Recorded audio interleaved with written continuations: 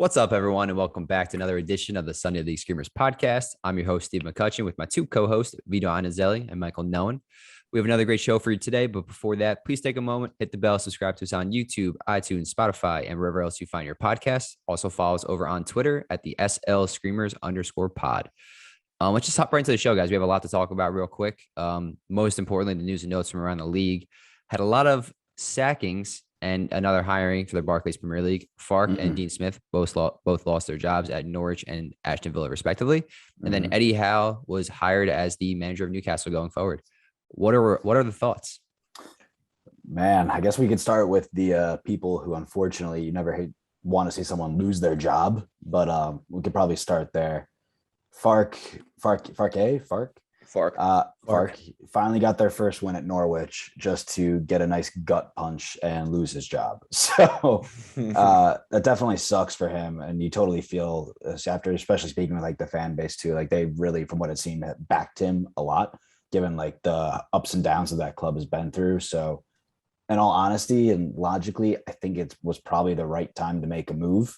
You want to nip it in the bud as soon as you can early in the season and try to bring someone in who can make a positive change. But to do it, especially after the first win, it's a little messed up, in my opinion, but it had to happen sooner rather than later. So, yeah, I'm with you on that, Mike. We talked about it in the hooligan half hour that we had a week or two ago with we had a Norwich supporter on, and I said the same thing. I was like, I know it's terrible. You don't want it to happen. You know, I mean, the guy's obviously involved the club. He knows the players, but even with the win, you're in last place in the league. You have to make a change as soon as possible if you want to stay in this league. It's not like he had 3 or 4 games. I mean, you're talking about 10 games into the season. You're talking about a quarter, more than a quarter technically, of the year to get a result, and he had it until then. I think ultimately the decision was already made. No matter what the result was, it was always going to go down this way. They knew what was going to happen, and I don't want to say it's a good thing for the club. But I think if you want a chance to survive in this league, a change had to be made, to your point, and you had to make it sooner than later. Yeah, it was coming up. It was more or less the timing was pretty perfect. The conditions were right for it with the international break, getting someone to come in. So agreed. I agree. Yeah, when you look at most of the top teams in the league, you go a couple of results, like a bad month or two, you're pretty much on your way out anyway, and they kind of let it get a lot farther than that. So, dude, I mean, look at Nuno, one manager of the month in September, and then a month later or a month and a half later, he's out. So, yeah. If it honestly, the results are one thing, and obviously that helps you to keep your job. But if you're, I don't want to say personality, but if your mentality for the team and where you're driving them forward isn't where the directors and the boards think it needs to be going, then you don't stand a chance. And I mean, the results weren't on his side to help. And I don't think the style of football was helping either at that point. I mean, they've scored 5 goals all season, and 2 of them came in last game. So yeah. The one I was more surprised about too, not necessarily the Fark one, but the Dean Smith one in particular, given the amount of money they spent over the summer, the way the board, was promising some type of like more attacking level of football in general at Villa. I thought obviously they had a bad run of form at Aston Villa, but I don't know if he necessarily deserved a sacking just yet. And that one kind of surprised me a little bit. And I'm kind of curious how you guys felt about that in particular. I think kind of like exactly what you just said, though. They spent so much money. It reminds me kind of more of a Frank Lampard situation where they spent a crap ton in the summer. He didn't get results, and that's where the firing led to. 5 straight losses in the Premier League is a very, very big deal. Right now it's half the season, and they haven't started out as high as they wanted to. And I should say they started out relatively okay. But afterwards, I mean, they should be, I think their expectations for right now should be top half table, if not 8th or 9th place fighting for Europe. Yep. And they're sitting about a couple points 16th relegation. Yeah, 16th with 10 points. Yeah, and you can look at those last 5 results and go, okay, you lost to West Ham, 3rd in the table. You lost to Arsenal, 5th in the table. You lost to Wolves, who don't deserve to be that low in the table given the style of play they have and the attractive football that they have. You lost to Tottenham, all right, a great team, and you beat Manchester United. That's great. Let's pump the brakes on a great team with Tottenham. Let's not go No. You know what I mean? Like, you're talking about a couple of the big boys, right? I know. But ultimately, it doesn't matter who you're playing. The fact of the matter is you lost 5 games in a row. That's just how it is. To Steve's point, you put all this money in your team. You lost one player in Danny Ings, and you brought in 4 or 5 very good players. And you lost 5 games. You're sitting near the relegation zone. And not only near the relegation zone, I mean, you're talking about 2 points above the relegation zone. That's not a place that they should be at 11 games into the season, given the investments they made in the squad. And if they want to be treated like one of the big clubs in the league, then this is the type of decision that all these bigger clubs make. Could you imagine if Chelsea lost 5 games in a row? The questions would be sitting in the exact same position. So I don't think there's much fault at the club for choosing a new direction to go, because not only were results not improving, performances weren't improving. Mm-hmm. Yeah, no, I completely agree. But on the other side, I guess more positive news, Eddie Howe coming back into the Premier League. Thoughts on him joining Newcastle and maybe their aspirations? Honestly, They only win Now the richest man in the league. I think at this moment in time, I obviously I'm not sure if he's going to be the long-term solution or the long-term coach they want, but for the position that the club is in and the person they needed to attract, who's familiar with this type of specific battle, because they are, don't make it any like it's a battle for them to get out of the relegation zone right now. It's a war. And that guy is acutely familiar doing it with Bournemouth for the past couple of years, right? So I think it's actually a great hiring, and he's also a great manager, and I think that's what that team needs right now to really be motivated. So kudos to that board for being able to get him in. I know he's said some stuff in the past about I think he made some comments about not wanting to work up north because it was too cold or some shit. But it'll be interesting to see how he obviously adapts in Newcastle. But I think for that team in particular, great appointment. He's obviously going to have some money to spend in January, so it'll be interesting to see who he wants to bring in and reinforce the squad with. But I think he gives them legitimately a fighting chance to get out. Yeah, I think you hit it right on the head. He's not the long-term manager. In Newcastle's head, the long-term manager is bringing Sir Alex Ferguson back at this point. But short-term, who else is going to get them out of the relegation zone that's available, who's willing to come to a team that's sitting in second to last place? He played pretty good football. He had Bournemouth humming pretty well for a while until he had one really bad spell with them. I do you think this appointment means they don't end up relegated, or do you think, the squad is just it's not capable of it? January is going to be a big teller of what they spend. Yeah, not even that, because they have to have that team for the next couple months, right? The next couple games. Yeah. And, at that point, that hole just might be too large for anybody to dig out. It doesn't matter what manager or what players you bring in. So it's a valid question. In all honesty, no, I don't think it's enough. I don't think anything will change until they bring in the correct players to implement a specific system. Because he could be the best manager in the world. They could bring in a Diego Simeone or somebody who's amazing man management. And I still think that this team would struggle to get out of that relegation zone, given the quality of the players. I completely agree with you. I think I don't think January is going to be the deciding factor. I think their next 4 games are going to be the deciding factor. A struggling Brentford while Newcastle's home. An Arsenal team, which, regardless of the fact that they're in 5th, are vulnerable to mistakes and vulnerable to upsets. And then you're talking about Norwich and Burnley, 2 winnable games. If they can collect 2 bottom of the table games, exactly. If they can collect 7 to 8 points in those 4 games, which is doable, because they should beat Norwich and they should at least get a draw against Burnley at a minimum, right? You think a win against Brentford or Burnley, and they're back in business. I think if they come out of these next 4 games getting 3 points. I mean, I don't even want to tell you what their games look like after that. It's horrific. But I'm looking at them right now. You got Leicester, Liverpool, Man City, Man U, and then if Everton find a way to pick it up. If you don't get points from these next 4, you're almost certainly losing the following 4. So January to me doesn't make a difference, because they're not going to have signings by the time they get into those big games, and it's just a daunting task. They have to collect the points, and I think Eddie Howe could do it. I think I'm going to go out on a limb here. They finish 15th. Oh, that is quite 15th. The statement there. I think he will get the points he needs now. They'll definitely lose the games against City and Leicester and United. Most likely, I should say, not obviously definite.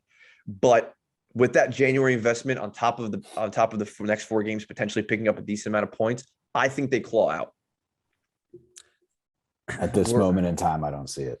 We don't have a bold predictions section today since we're going to the international break. But I'm gonna hold you to that. In about That a one's week or going to the so. books. Now you can tweet that, you can post that wherever you want. I don't care.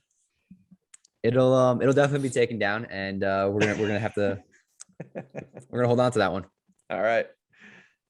Let's head over to the weekly recap though, where we just head over all the games of the previous match week. First up, we had a Friday night game, Southampton versus Villa.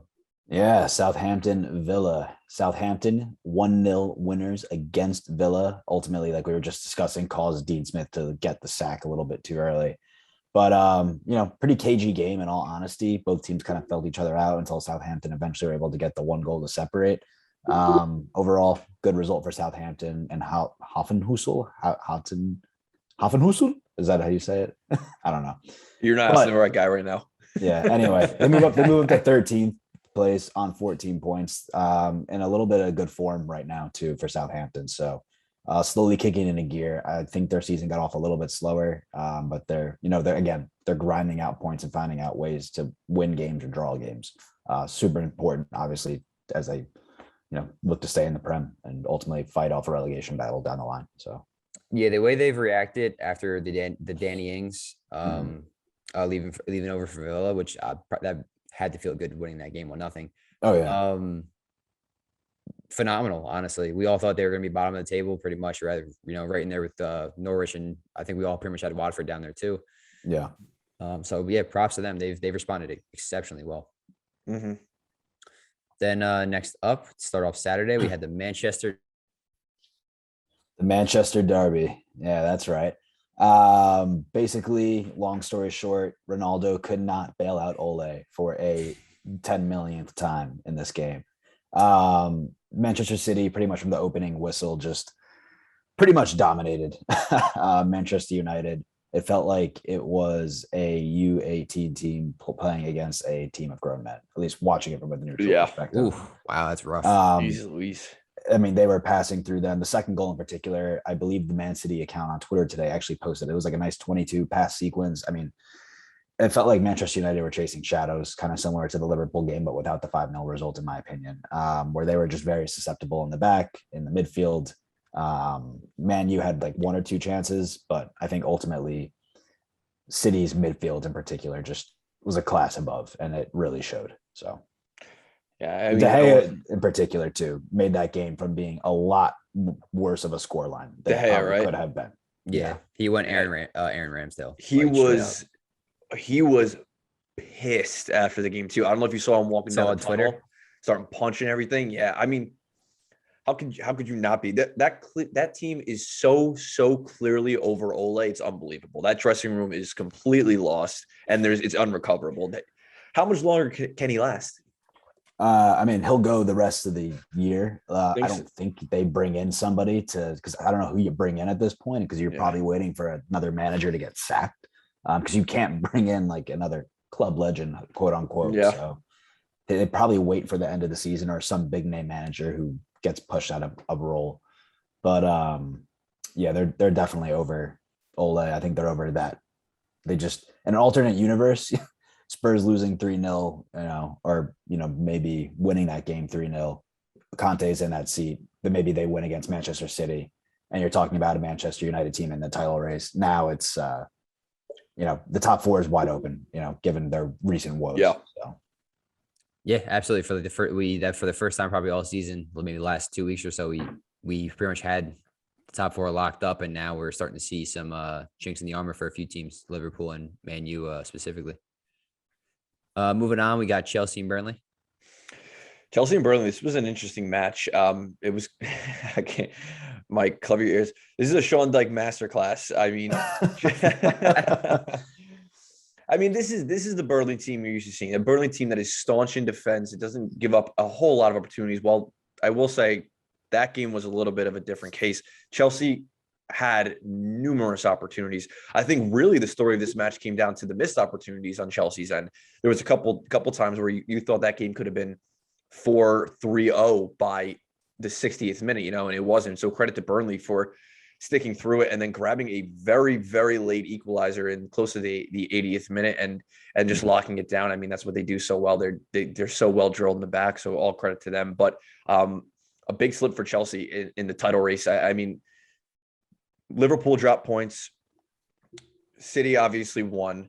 And West Ham moved up a little bit, but I mean, that was a chance to really put that gap up to what, 6 points at that time.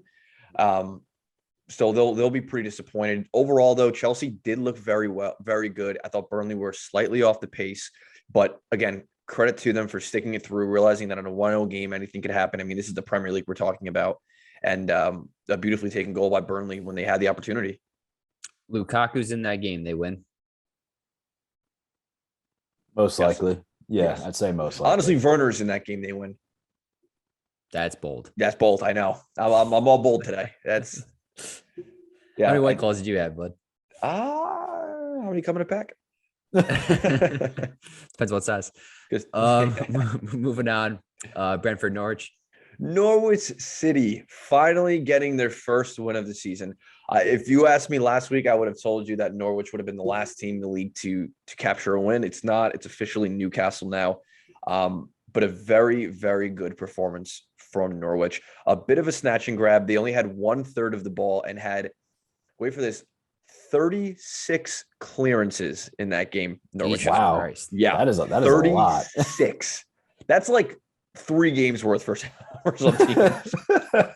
And they did it one against an admittedly struggling Brentford side. I mean, it's tough to say, but the woes continue for Brentford after that that unbelievable start they had. You know, we talked about it on the show. We were curious how long they had in them to keep up that style of play, kind of that Leeds-esque. Right now, they're on a 4-game slide now. Yep, So, including the EFL Cup, right? Yeah, they lost. Oh, no, they beat Stoke. Sorry. No, you're right. Because they lost Chelsea, Leicester, Burnley, and now Norwich. Yeah. 2 of those teams are relegation battle contenders. Mm-hmm. Worries for Burnley from you guys? Brentford? Yeah. I'd say you have to put it up there. Definitely. I mean, on a Starting to 4-game ring slide, bells. like we were just talking about, Dean Smith got fired for losing 5 in a row. Not saying that's going to happen at Brentford. However, you know, when you look at where they are at the table, they're sitting at 12th. The next closest team to them, or at least in the relegation, Burnley at 8th. Very possible they could get potentially leapfrog given some of the run of games they have coming up, right? I'm just looking at it right now. They play Newcastle, so that's going to be a big game. Again, coming back against Eddie Howe. Yeah. Playing Everton, playing Tottenham, Leeds, Watford. So they actually have a couple decently winnable games, especially games in like the bottom half where like they're probably going to be competing with like those spots. So for them in particular, it's going to be kind of similar to Newcastle. Pretty important next couple games to see where they really fit within the table. So yeah, for looking at Brentford's schedule, it's every other game is against either United, Chelsea, City, or Liverpool. The games in between that are the winnable ones against Brighton, Aston Villa, and Southampton. So I mean, they cannot slip against those quote unquote lower table teams, I guess, you know. But you know, not to continue talking about Brentford. I mean, I don't want to take anything away from Norwich. This was a huge result. This was an absolutely huge result.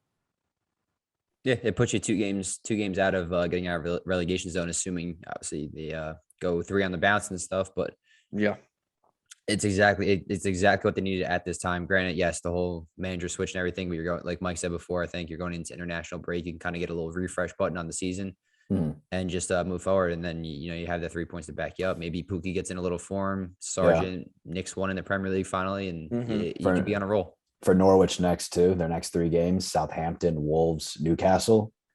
It's not a bad run right there either. They could get 7 points from those games. Easily. They could. I think 5 is realistic, or 4 is realistic, but they could do it. Kind of moving on a little bit though. We have I know we just mentioned Wolves, but Crystal Palace versus Wolves, and Palace 2-0 win here. Oh yeah, it was actually a great game. In all honesty, very interesting tactically, given that both teams, one loves to push forward, and Wolves, the other, Crystal Palace, loves to be on the press and really go for the throat against their opponents, so to speak. And nobody honestly embodied this better than Conor Gallagher throughout that entire game. Got the goal in the winner, or not the winner, but to seal it up to go 2-0. And Crystal Palace in particular just totally dominated Wolves, which is pretty impressive to say the least, because Wolves have been a great team to watch, and especially how they play and the way Bruno Lage likes to play. So Crystal Palace, again, grinding out results. They got the win against City. They get the win against Wolves. It seems like they're really starting to figure themselves out as a team. Vieira is starting to figure himself out as a coach. And again, they're going to be a dangerous team in the future. Wolves, again, a little slight dip of form, I guess, because they were on that 6-game unbeaten streak, but both still in pretty respectable positions. Wolves at 8 now. Palace at, I believe they're at what? They're at a 10th. I mean, it's good spots for both of them going into the break. Mm-hmm. Yeah, the Crystal Palace revival is awesome. I mean, the first couple weeks of the season, we thought they were going to be going nowhere, and all of a sudden, they just kind of little by little are grinding out like draws against teams you didn't think so, and then now they're starting to finally put together some wins. Like we said, I thought the growing pains would be a little bit longer. I thought it'd be more, maybe halfway into the season, maybe closer to the end, like they start getting these type of wins. But the fact that they're doing this 11 games in, it's very, very, very bright going for the future. Yeah, definitely. Credit to Patrick Vieira turning around. Mm-hmm. Then heading over to we had Brighton 1, Newcastle 1. Brighton scored on an early penalty from Trossard, and then later on equalized out by Isaac Hayden. And at the very end of the game, we had a nice red card to the Brighton keeper. He took out Callum Wilson outside the box, last man defending. Brighton's on a bit of a skid after such a hot start as well. The kind of team that's cooled off, just like Brentford has. They're winless in their last 5. I think it was the 4 draws and a loss, if I remember correctly. Yep, 4 draws and a loss. Yeah. What do we got going on over here after their dream start to the season? I think it might just be another case like Brentford. They just put so much into those opening weeks. I mean, how much can they really rotate? There's going to be tired legs when you put in that amount of effort, and especially when things are going to get even more clogged up. When you talk about the fixture schedule going forward, it's worrying to see. I will say though, after the red card, obviously you think Newcastle is going to be on the front foot, but Brighton still looked the more likely of the teams to get that equalizer. They had most of the ball, and the opposition's third even after the red card. So hopefully just a quick blip for them, but it's a little dangerous right now.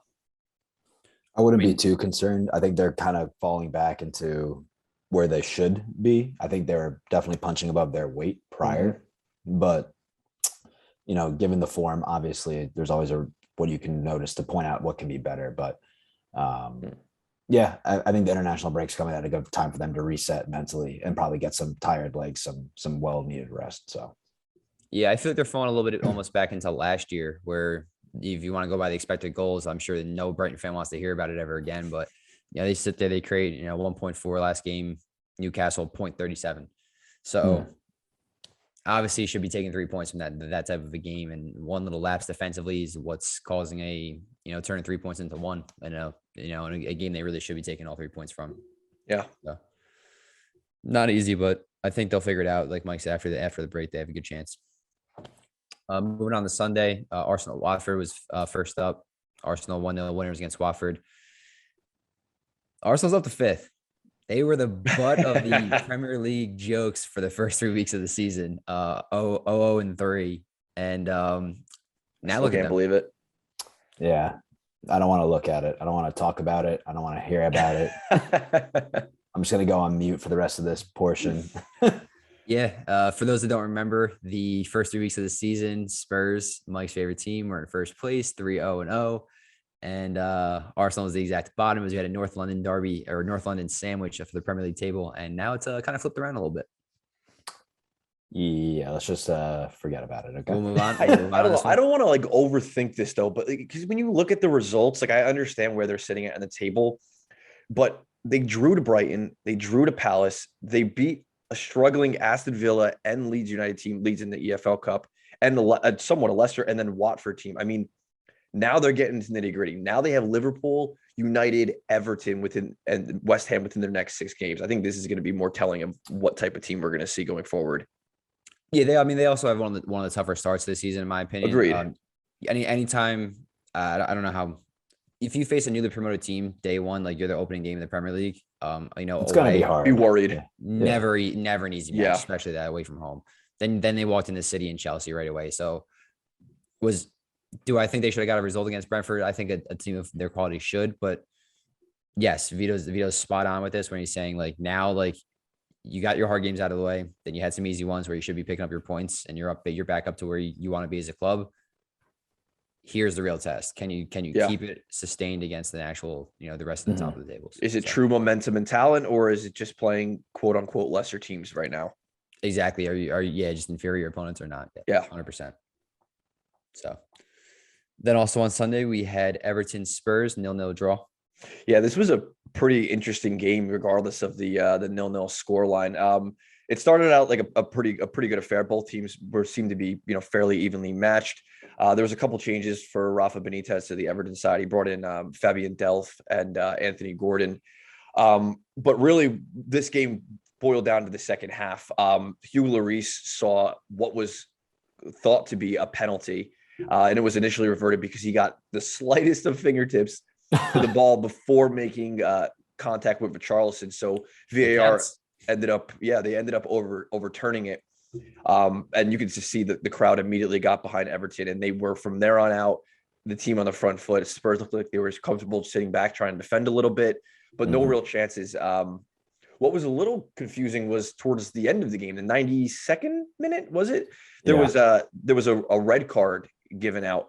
I don't know how this was a red card. In my opinion, Holgate went through the ball to clear it, and when he was clearing it with his foot, his studs came up and they clipped a Spurs player who went down. But what was confusing about that was they overturned a penalty because Lloris got a fingertip on it, but because he got to the ball first technically.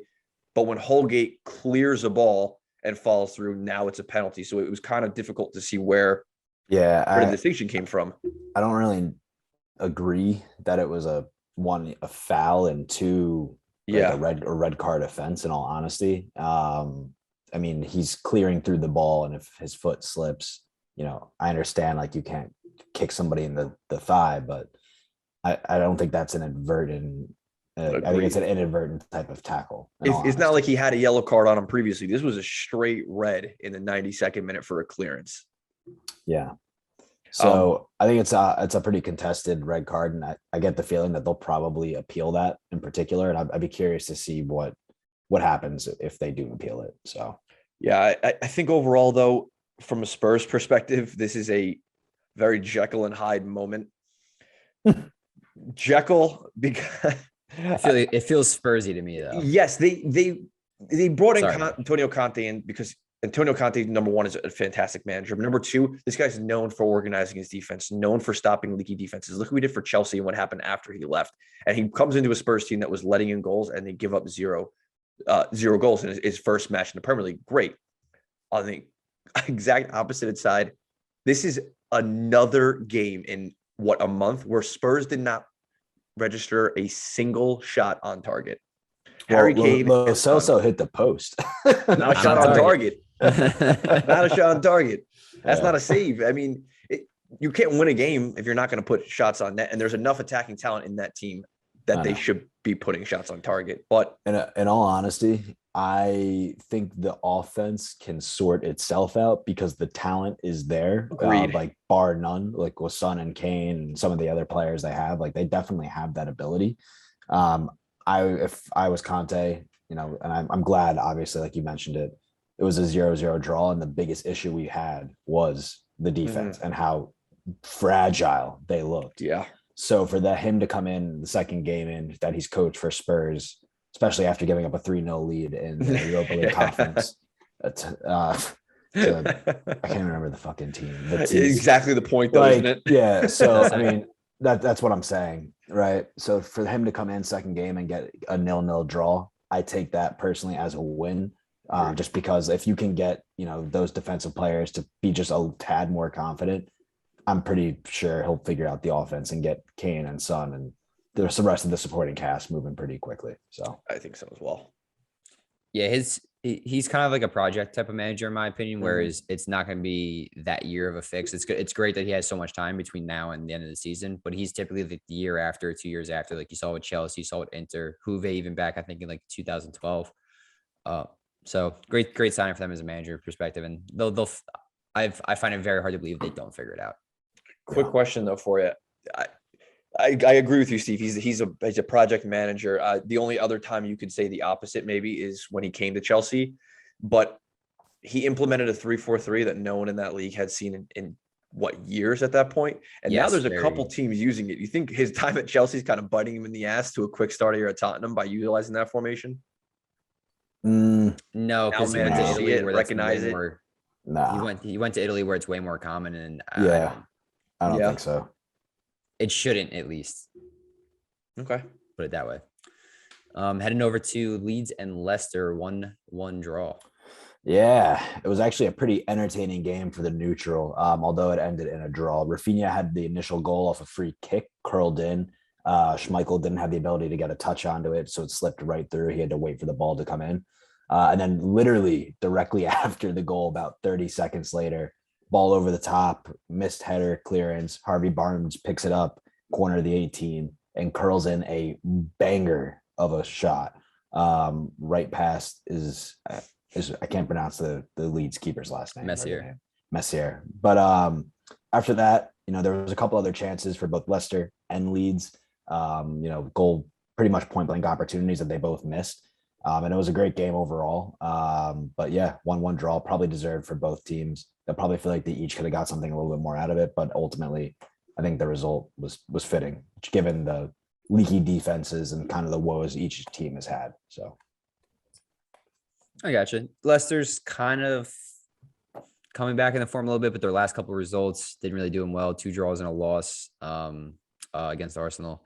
But before that, they're figuring it out too. What about Leeds? I mean, we've been talking about them a lot this year, where they seem found out and they can't really get wins or just any type of momentum going up the table. Do you guys think they're starting to grind out a result or two, or they're not really making any progress? I think they've already made progress, but I feel like they've stagnated since then, if that makes sense. I mean, it's hard not to be worse than they were at the beginning of the season. You know what I mean? But I think this Leicester game at home for them, I think, was winnable. I think they'll be comfortable with a 1-1 draw, but I think there's still a lot more left in the tank for them. Okay. Yeah, it almost feels like they go one game forward, another game backwards. It just seems like they can't just I'd string say together like 3 or 1 4 game games. forward, 2 games backwards for that Really? in particular. Yeah, in my opinion, because I feel like they're winning or drawing against the teams they should be most likely, and then the teams that they need to try to pick up points, that's where they really are stuttering, and it kind of just smells like a classic lower tier mid-table side to me, at the bottom half of a table. So You think they will end of the season? Do you feel that they'll be actually fighting for relegation, or will they push above that? I think they push above the relegation zone, but I think they get no higher than 12th place. Yeah, I was going to say they probably finish in like 13 or 14. Okay, I got you. And then last game of the weekend, Sunday, we had a thriller: West Ham 3, Liverpool 2. This was a great game. First of all, huge credit to West Ham, up to 3rd place in the table right now. This feels like West Ham from last year, where they were just absolutely putting teams to the sword that they were supposed to, and then putting in brilliant performances against quote unquote top 6 teams. David Moyes is doing a great job with this team. Liverpool did not think they were going to slip up as badly as they did. They went down. I mean, Alisson had a game to forget. Fornell scored directly from a corner in the 4th minute, I think it was, something like that.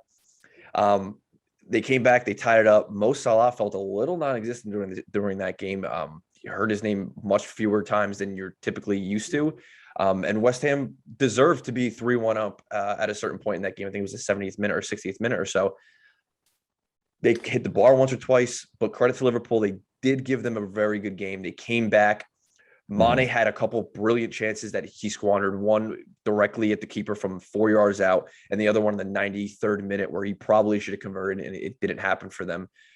This is a huge win. This one sent a bit of shockwaves to the table, I think. I don't know about what you guys think, but Do you think Liverpool's having a little bit of a hangover from the wins against City, the wins against Man No, U, the Champions League, no. and then this is kind of like a blip, or do you think this is more or less Mm-mm. going back to the mean? I think this is.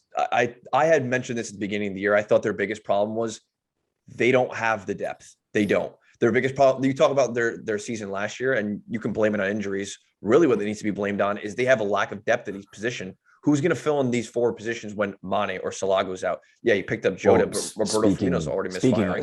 Speaking of that as well, the AFCON Cup of Nations coming up. So it would be curious to see because they're going to be missing a couple games at a bare minimum, both of them. Yep. Fabinho played a lot of minutes. He came back from a slight injury and he looked very slow in the last 20 to 30 minutes of that game. He's placing a couple passes. Actually, one of the goals, it was taken right off his foot in the middle of the park. I mean, Liverpool on their day, best team in the world. I think. What do you know? Yeah, I would agree. I think they are. But they're vulnerable to the fitness issues, their health, their rotation. Teams that like Chelsea and Manchester City don't have a problem with because of their depth, and I think that's what's going to end up hurting them in the long run. Do you think West Ham are lucky to get all 3 points in this one, though? They really didn't create a ton of chances, though, going forward. I think they were better with the ball just about every single time they had it. I think they could have had one or two more, the same way that Liverpool could have had one or two more if they had been slightly more clinical. But ultimately, it just looked like West Ham were hungrier. It looked like Liverpool were just comfortable being where the stars and our quality will shine through. And West Ham just looked so much more conjoined, like they're willing to run for one another at all times. And Fornells put in a shift. Hands down, man of the match. Must play like a 9-3, 9-4 overall. And he was a difference maker on the day. Yeah, I mean, they have Fornells who's really kicking into gear, and then Declan Rice in particular too. I mean, he's up in that price tag. I'd be surprised if he isn't already like the shoe in, but if he isn't one of the betting favorites to win like Young Player of the Year at the end of this year, even though he's not getting the goals, but what he's doing for that team in the defensive half and sitting in front of the back four, he's playing phenomenally. So yeah, Moyes has got that team playing much greater than the sum of their parts, hypothetically, right? Or he's actually a guy that I think Newcastle should be looking for as manager. Maybe if Eddie Howe doesn't work out for the end of the year. That's if he wants to down. Agreed. I don't think he will, but I think if you're Newcastle, that's the type of manager you need to be focusing on. But this is what happens when you put your faith behind the manager, right? I mean, look at what happened to him at Manchester United. He gave him time to put a project together, and he just took West Ham, who were fighting relegation a couple of years ago, keep in mind, to 2 straight years now at fighting in the top 4 position. I mean, he's doing an incredible job. I think most of this comes down to the manager. Oh yeah, absolutely. They're all bought into what he's doing. Yeah, 100%. Yeah, that Man U appointment for him, I thought maybe was a little premature in his career. Plus, also, I mean, you're following up the most legendary coach or manager they've ever had. So it wasn't really,